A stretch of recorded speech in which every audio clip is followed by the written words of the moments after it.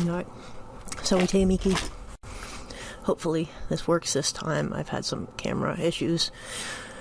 But yes, hello friends, I'm Amy, and I make videos about language learning and focusing on Latin right now. I majored in German and minored in French and anthropology in college, and studied in Germany and Austria for a bit. Let's see. So, I was going to talk a little bit about how the Lyceum is a Latin rendering of the ancient Greek Lycaon, the name of a gymnasium or gymnasium in classical Athens dedicated to Apollo Lycaeus. This was founded in Athens and used for philosophical discussion before Aristotle founded his school there. But he lectured there, wrote books, collected books by others to create the first European library, which attracted many scholars. And these scholars often became teachers and did research. After the morning lectures, Aristotle would give public lectures on the Lyceum grounds, and eventually manuscripts of these lectures were compiled and circulated. The scholars who followed him were known as the Peripatetics, because Aristotle tended to walk around while teaching. Napoleon started utilizing the term lycée in 1802. The Lyceum movement in the United States, or probably pronounced Lyceum, was for public education programs and entertainment in the mid-19th century. These were informal associations to educate the public. While we do not have a conventional Athenian Lycaon here, we can use YouTube in much the same way, that is, to spread knowledge about certain subjects.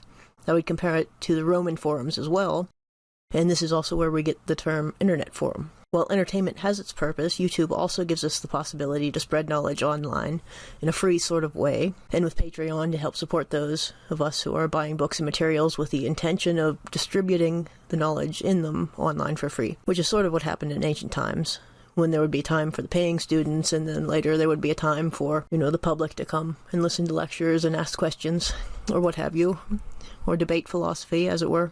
The idea is that knowledge should be freely available to the people, but sometimes it's expensive or hard to access or not organized in a way that's accessible to many. And when I look for scientific documents online, for example, I often find paywalls. There are ways to get around these, such as directly communicating with the authors of the papers, which of course isn't always possible, but again, this takes time, luck, and sometimes it also takes money to access the papers. Also, the internet does not have all the knowledge available to humans digitalized and easily accessible, but some of us think that would be great if some portions of it were a bit more accessible, like language learning resources, art resources, music resources, whatever. Also, the signal-to-noise ratio is not always all that great in all but the best of cases online, especially with advertisements and the attention economy where everything's giving you notifications and vying for your attention.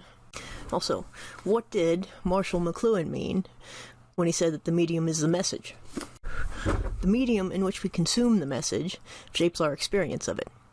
The same book read as an ebook, while notifications keep popping up and ads are appearing on the side, and hot chicks want to meet up in your area or whatever.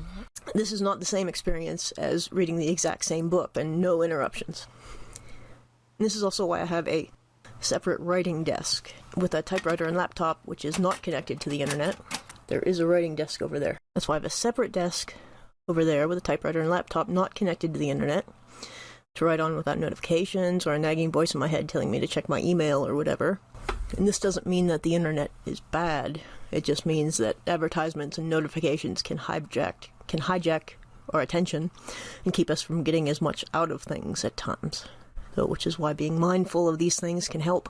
Notice what your attention is doing throughout the day, and if you like what it's doing, keep doing it. And if you don't like what it's doing, maybe change up what you're doing. And it's also why Marcus Aurelius would journal every day and say, okay, this is what I did, during my day.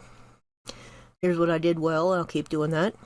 And here's where I did not so well, and maybe I could change that up for tomorrow, such as, I stared at Facebook notifications for 4 hours. And maybe that's not the best use of your time if you were trying to get something done. And if you're spending your time in a way that is going to make you feel bad later, maybe you should reassess that as well. Immanuel Kant said that we should get all the important things done first thing in the morning, and then the rest of your day is like a vacation. You can relax and you can do what you want without like a to-do list hanging over your head and bothering you, because in a lot of cases, it's self-sabotage to keep putting things off.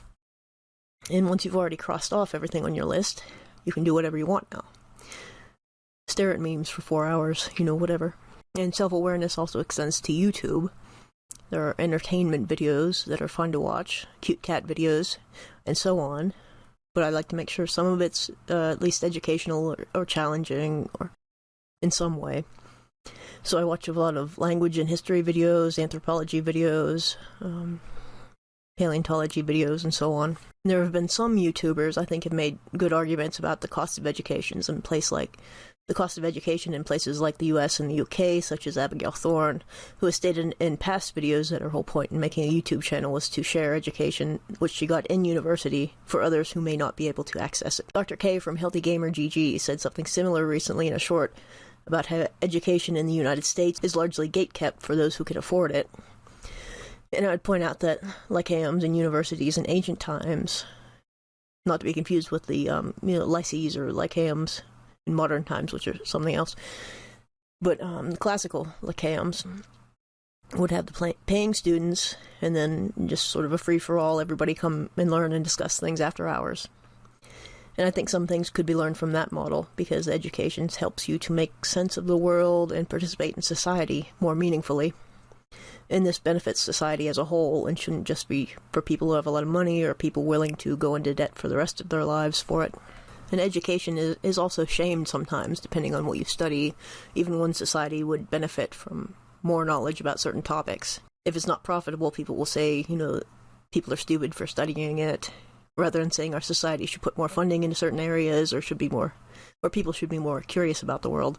Likewise, I was talked out of going to grad school for anthropological linguistics because there was no funding in it. And sure, I could have tried language teaching or something with a background in foreign languages and anthropology, but then I got sick, and also hindsight is 2020. Therefore, I translate, paint, and take more classes in my free time, and make YouTube videos. And if you don't learn about history and culture, you can't learn from the past, and people keep making the same mistakes for this reason. And the study of history gives you a better understanding of where humans are coming from, and also societal and legal structures, and the way societies go through repeating trends, the knowledge that people have had the same and similar struggles and experiences for a very long time, and an overview of what should be important in one's day-to-day life. And also it's important because all knowledge built on what has come before, so it's important to actually pay attention to what's come before. So anyway, just some thoughts on YouTube and spreading of knowledge and such. And if you like the videos, please like and subscribe, and consider supporting the Patreon so I can get more language books and so on. But goodbye, friends. Later.